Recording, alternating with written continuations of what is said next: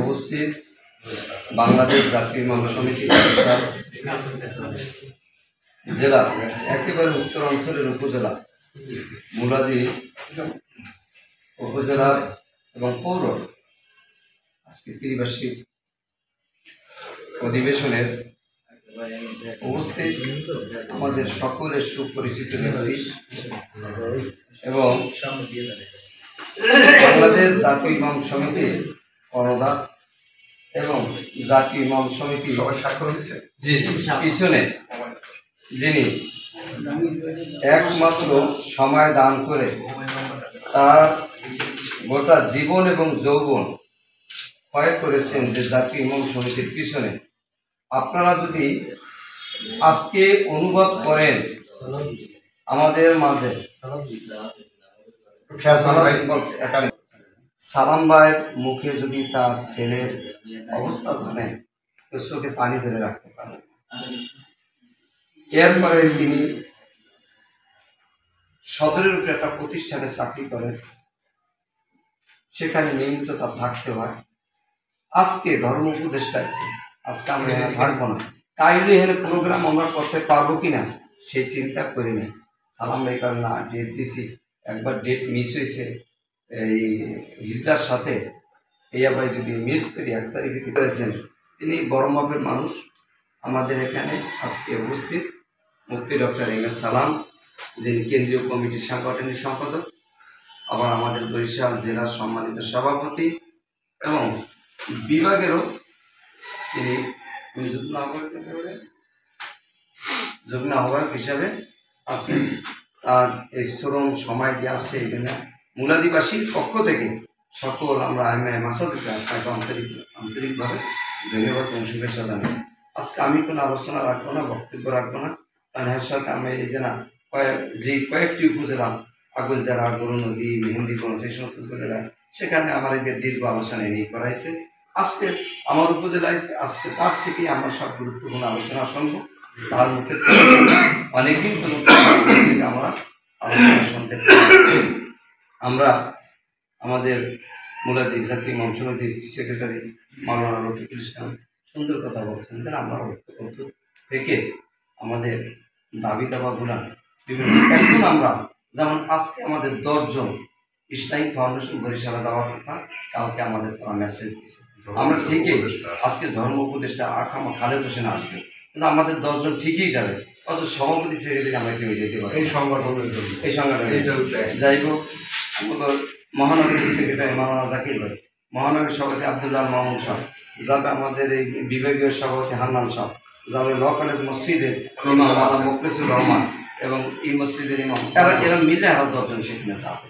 না আমরা যাইতে পারি না। আমাদের এই কমিটিটা আমরা দেখছি যে ওটা সেক্রেটারিটা আমাদের গুরুত্বপূর্ণ হইয়া সামনে দাঁড়িয়েছে। আমরা আশা করি পিছনের অবস্থা সম্পর্কে বলার কোনো কারণ নাই, কারণ আমরা দুর্যোগপূর্ণ আবহাওয়ার মধ্যে পড়ে গেছিলাম। আমরা কথা বলার এরকম একাত্রিত হইতে পারি নাই। বাইরে একসময় জঙ্গি তথ্য দিয়ে বিভিন্ন অজুহাত দিয়ে আমাদেরকে হয়রানি করা হয়েছে, আমাদের না আলিমোলা মারা সারা বাংলাদেশে বিভিন্ন জায়গায় হয়রানি হয়েছে। এক দ্বিতীয়ত, এই জাতীয় ইমাম সমিতির পিছনে সর্বপ্রথম আমি ছাত্র, এই সময় আমার একটা পোস্টার আমি কোর্ট মসজিদ থেকে দাঁড়াই দিয়েছি, চরমাইতে বইটা আহি বাড়ি পেয়ে মালানা সাহেব সরকার না মুলাদিতে পৌঁছাইল। পরে আমার এখানে চাকরিরও প্রথম আমি প্রাথমিকভাবে আমি সভাপতি হিসেবে, অনেকে জানে না, কারণ এখানে কমিটির কর্তাই না, আমিও নতুন মানুষ, ছাত্রের মতো। এরপরে যখন মন্নান টিউনো সভা ছিল, আমরা সবাই বসে আমরা রুহুল আমিন ভাইকে আমরা আমাদের জাতীয় ইমাম সমিতির সভাপতি বানাইছি, তখন আমি সভাপতি ছিলাম এবং আমরা সবাই আস্তে আস্তে আবার আস্তে আস্তে একসময় উত্থান পতন হয়েছে, কিন্তু ইমাম সমিতি কিন্তু বাচ্চা রয়েছে, ইমাম সমিতি জেন্দা রয়েছে। কারণ বাংলাদেশ জাতীয় ইমাম সমিতিটা এখন বাংলাদেশে না, আমাদের এরা শাখা সৌদি আরব আছে, দুবাই আছে, কাতার আছে, এরা জাতীয়ভাবে ইন্টারন্যাশনাল সমিতিতে পরিণত হয়েছে। এখন তারা 2 একজনের সমিতি এক আছে, বরিশাল সমিতি, এই সমিতি, এদের মধ্যে কেউ আমরা এই সমিতির যখন আমি সেক্রেটারি পরিচয় দিচ্ছি, আমরা তাহলে একটা পকেট কমিটি, বিভিন্ন যার যা মন চাইছে সেসব আছে।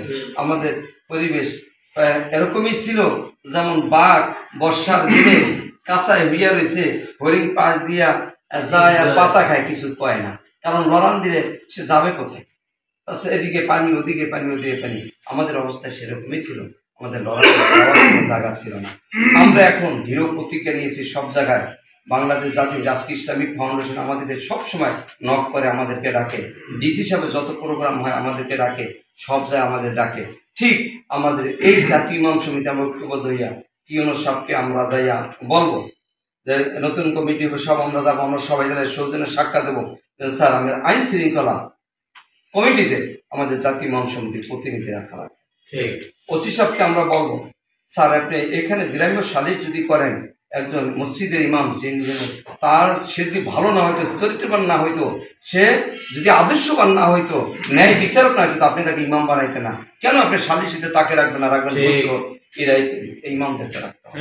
মসজিদের আমরা প্রত্যেক ইউনিয়নে বলবো, ইউনিয়নের চেয়ারম্যানরা তারা যেন তার প্রত্যেক ইউনিয়নের মাসিক মিটিং এবং সালিশিতে আমাদের ইমামদেরকে রাখে। এবং এখানে যত ধরনের প্রোগ্রাম আছে, হাসপাতাল আছে, আমাদেরকে অধিকার দেবেন, অধিকার আদায় করে নিতে হবে।